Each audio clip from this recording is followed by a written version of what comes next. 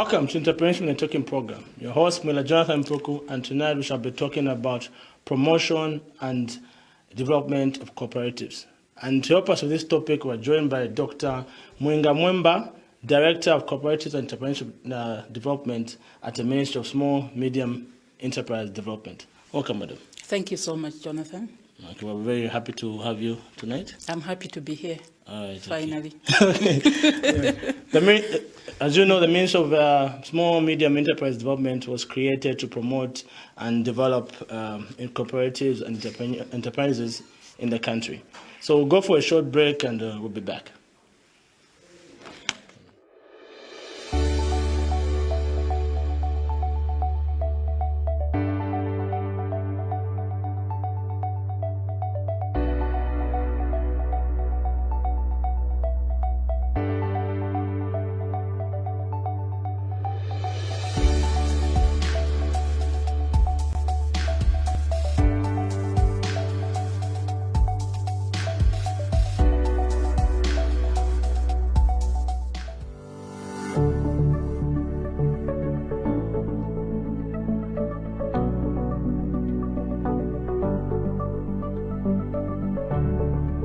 There is no better business app than EquipApp Equipment. Download EquipApp Equipment off your Play Store, equipping you with services you rightly deserve.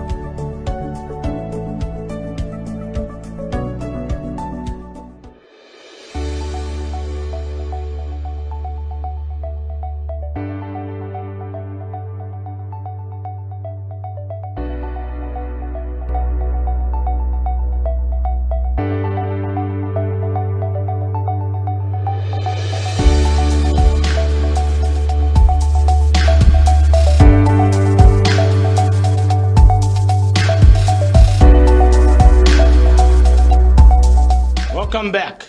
Happy to have been joined by the Director of Cooperatives and Entrepreneurship Development at the Ministry of Small and Medium Enterprise Development.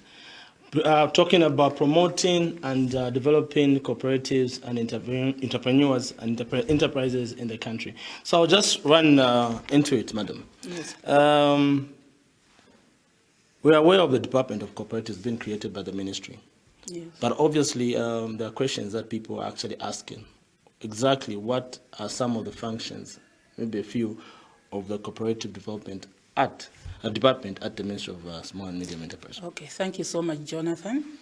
Okay. The Department of Cooperatives and Entrepreneurship Development is responsible for the promotion and development of cooperatives in order to create jobs and increase citizens' participation in economic activities. Okay. So with that mandate, for us to actualize it, there are various functions that we need to do as a department. Okay. The first one, of course, is to formulate and review policies and legislation pertaining to cooperatives. Okay. And we also design and implement training and education programs for cooperators, because we are talking of developing them. Exactly. So we have to build capacity. Okay. So this particular function, we also work with other collaborating partners. Okay. There are quite a number of other stakeholders who have interest in the development of cooperatives. Okay. We also facilitate the linkages of these cooperatives to, accessing markets, accessing possible financials, and the various business ventures. Okay.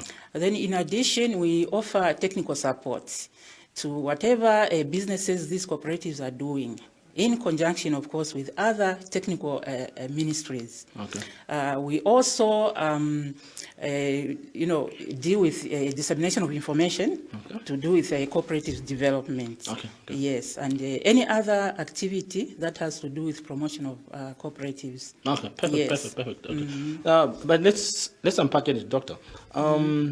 People need to understand and know the distinction when it comes to cooperative and maybe other organization. Maybe can there be a distinction, maybe in the briefest words, that is there between maybe an association and other organization? Why cooperatives? Why is it so special? And why should we distinguish a cooperative Maybe you can give us in your briefest. Oh, yes, cooperatives are special. Okay. And, cooperatives is a concept. Okay. So maybe to distinguish it from other, businesses, we need to look at the definition itself. Exactly. Because all the keywords are in there. So cooperatives are autonomous associations of persons who are united voluntarily to meet their needs. So these needs may be financial, economic, cultural, or social.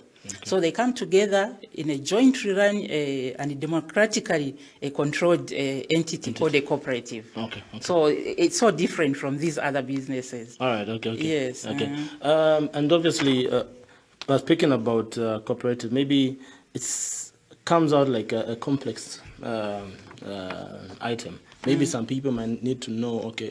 Maybe are there classifications? Are there? Are there different types of cooperatives? Probably people might ask, okay, I'm opening this type of cooperative. Maybe there are different, let me say, maybe laws governing that type of cooperative because of the type of cooperative that they're opening. Yes. So just maybe want to know if there are any classification or types of cooperatives that are able to be opened right now at the ministry. Yes, there are different types of cooperatives. Maybe before I talk about the types, let me talk about the tier system of the cooperative movement. So in Zambia, we are running what we call a 4-tier system, whereby we have primary cooperatives, which are out there in the grassroots, with a minimum, of course, of 10 people. Maximum number is open. The many, the better. Yes. Then from primary cooperatives, we have what we call the secondary cooperatives. These are the DCUs, district cooperative unions, and the PCUs, provincial cooperative unions. And the apex bodies now, like in our situation, there's the ZCF. Under the general cooperatives. So that's why you're saying 4-tier. So primary, secondary district, secondary province, and the apex. But of late, we've also seen quite a number of vibrant cooperative unions coming in as apex bodies. A good example, though this one is older than even the 4-tier system, the NASCO, the financial cooperatives, which are the SACCOs. So those are primary cooperatives. And then they affiliate direct to NASCO, which is a national body. So that one is a 2-tier system. And then on the maybe types of cooperatives, depending on the purpose for which that cooperative was formed. So we can talk of agriculture cooperatives who are into agriculture. We can talk of marketing cooperatives, worker cooperatives. We can talk of course, the financial cooperatives, which I've just been talking about, that deal in savings and the credit. So depending on the purpose of that cooperative, that's how it's defined. Yes. And it's not limited. I've noticed that even in the civil service, they have noticed that the Zambia police actually have a cooperative. Notice that there's a butcher I actually went to, and I noticed that it's actually a cooperative society. So it's actually not limited, even to civil servants actually can. It's not limited. In the civil service. Not limited. Before we used to have this perception that cooperatives are just for old people, for the poor. But no. That is a very wrong, perception.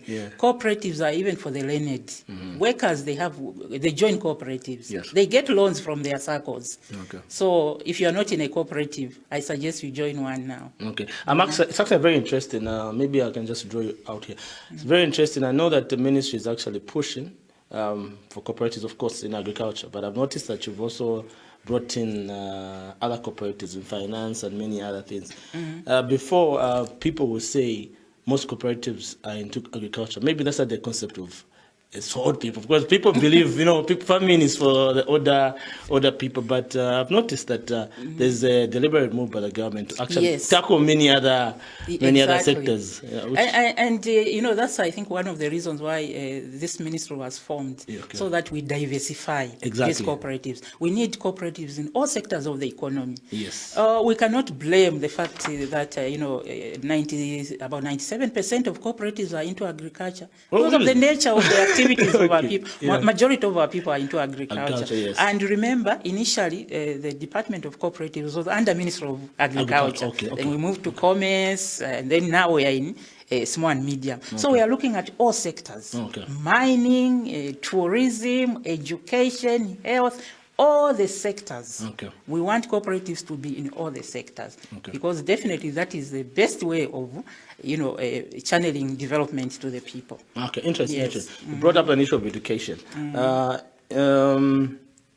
Entrepreneurship education and training programs. I believe the ministry, actually under the department, is actually spearheading Yes. that education and training program for cooperatives. How is your department implementing this? Okay, so first of all, let me say that we even have a college, Okay. specific for training of cooperatives. So that's how serious it is. So, by nature of cooperatives, the way the leadership roles are like roaring, after every election, maybe new people come in and Okay. they need constant training, on how to run these cooperatives. So we offer, tailor-made, sometimes demand-driven training.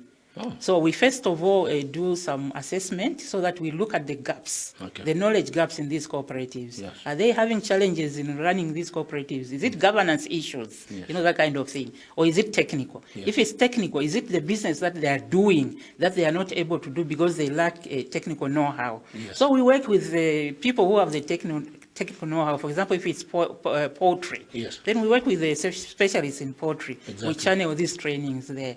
So we do this through the college, of course, and through the provincial and district offices. Okay.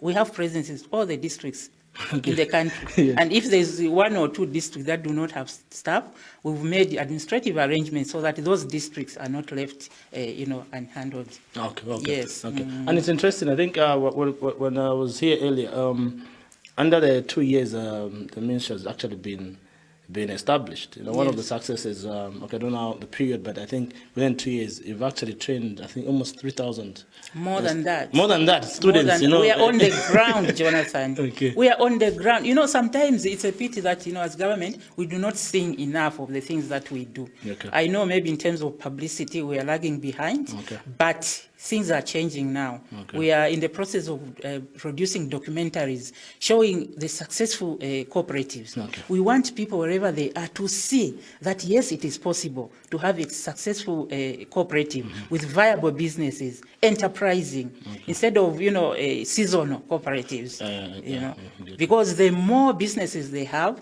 the more they will create jobs. Yes. I was in the field the other week.